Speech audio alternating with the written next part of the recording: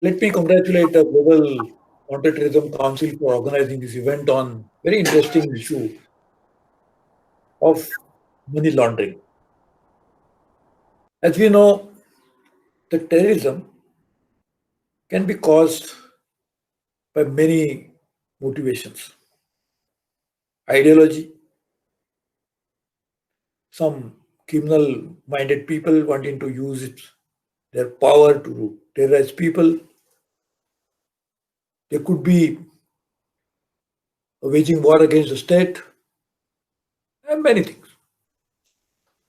But by and large, the terrorism, the kind that we are facing today in the world, though motivated by an ideology, is not possible and feasible to be executed unless there are key elements of it are also present at the same time. And one of the key element is money. The entire operation of terrorist outfit, the terrorist attack, the preparations that go into it, the entire chain that actually makes it possible, all is financed by money. And as you know, terrorism being considered as a criminal activity and also a serious crime related to that. Therefore, anywhere in the world, people will always try to stop it, attack it, and try to counter it. Therefore, the role that this your council is playing is very important, is to focus on it. But as I said, if money is required for buying arms, for creating sleeper cells, for bribing some of the susceptible government officials who can facilitate it, paying money to the handlers, paying money for buying the entire infrastructure that is needed to execute it. Many activities that are involved into finally execution of a terrorist attack needs financing. And therefore the money that goes into financing it cannot be withdrawn from the bank and to be paid to people as a normal business transaction takes place. You cannot pay it in a supermarket and go and say that I am doing this financing for a terrorist activity, because terrorism itself is legally not allowed. And therefore, the money that goes into terrorism is actually laundered money. Money which is created from some illegal sources and then used it by various means to be shown to be as something which is seen by the people as a clean money. So the entire activity of converting bad money into clean money is called money laundering.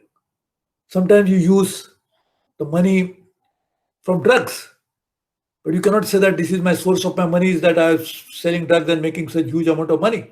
Therefore, I use this as a means of converting it through some various means to be appear to be a very clearly laundered money. As you send your clothes to laundries for cleaning, that's why the money is said to be laundering to launder it, and that's why it is called anti-money laundering activity that is very required to stop terrorism. Many countries have globally acted on it. In fact, there are many conventions on it. At G20 and even in G7, G20 we are a part of it, G7 we are invitee. We have been playing a key important role into dealing with money laundering issues, particularly in G20. We have taken a number of measures to deal with money laundering activities. Prime Minister Modi, in particular, has been raising issues of such kind of money and also economic offenders who commit these offenses, sometimes for laundering, sometimes for other purposes. But he is the champion of raising issues against money laundering as well as criminal offenders, the economic offenders. Therefore, this particular law that we passed in 2002. Subsequently, I made a number of amendments. Bill was introduced in 1998. But when Prime Minister Modi, Prime Minister Vajpayee, and today we was the Prime Minister of India, and today Narendra Modi has been taking it forward. I was in the government in 1998. I was also in the government when we introduced some of the amendments in Modi government. So I have seen the evolution of this act in a very close way.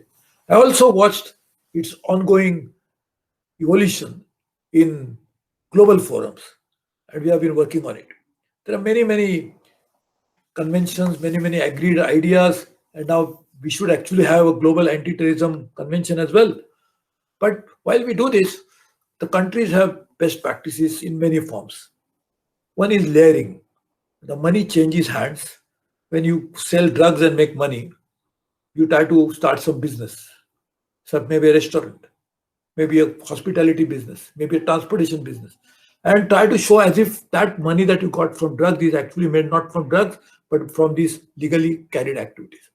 So the real money that you derive is from illegal activities, but you want to convert them and show it as if they are derived from legal activities. So there are sometimes you call layering, that you layer various forms of activities, therefore you hide it. And these are the kind of best practices now that have evolved over a period of time all over the country, all over the world. US was suffering from getting drugs from Colombia and now from Mexico. They actually had a very strict money laundering issues. Countries from where it originated, the countries where the drug was finally received. Prostitution is another way which people make money, but they don't cannot say that in some countries, very few countries, the prostitution is legal. Otherwise, prostitution is illegal activities. If you are making money from any such illegal activity like arms, illegal arms sale is activity. But finally, when it comes and hits the law enforcement agencies, it actually affects not just law enforcement agencies, but societies at large. The common law abiding citizens get affected by it. The common normal civil life gets affected by it. And that's why we have to develop this mechanism for it. We have made number of rules. We have drawn those rules from the best practice of the world. And today we have various mechanisms in place globally as well as in India to work on anti-money laundering issues. We can track the money from where it comes from and where it goes into that. That's one of the best practice. That's one of the mechanism to do this. We are now asking the banks to declare about any such suspicious activity. That again is one of the mechanism to deal with that. We have international cooperation between various countries where we actually work on that. Though not directly related to money laundering, but there is something in G20 we agreed. It's called base erosion and profit sharing, which is for shifting taxation from one country to another. Though it's not really directly related to it, but it is one example of how global cooperation happens in terms of making issues related to taxation related to money. So we have number of such practices which we have put in place. India is at the forefront of fighting money laundering. India is at a cutting edge of getting best practices from other countries as well as developing their own. So the banking in India, now we make it know your customer. This is one such practice to find out whether there is a hidden money that is stored somewhere else. When you have a property and you might be buying property in somebody else's name, and that is something which is again related to money laundering. So all of these practices that we have developed, these are the mechanisms that we have developed, are evolving, but at the same time are now helping us to address the menace of money laundering in a big way. Let me come to this very important aspect of money laundering and terrorism. If you can actually get a trail of money, but at the same time you can actually break this financing for terrorism, you can actually help in abating terrorism in a big way. Because those who buy arms, we can cut it off there. Those who pay the handlers, we can cut it off there. Those who help in financing sleeping cells, we can cut it off there. So it is possible to actually stop terrorism if we can stop money laundering in a significant way. So there is a direct link between money laundering and terrorism. And therefore, I will congratulate you that your council has decided to organize this event on it. I wish you all my best. In fact, this is a subject on which I can speak for hours because I have studied money laundering law, money laundering act. I have been working on it. I've spoken on it on many occasions. But briefly, for your particularly focused on this issue, is that there is a direct link between money laundering and terrorism.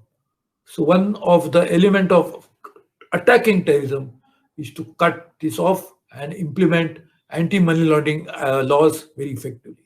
Thank you very much.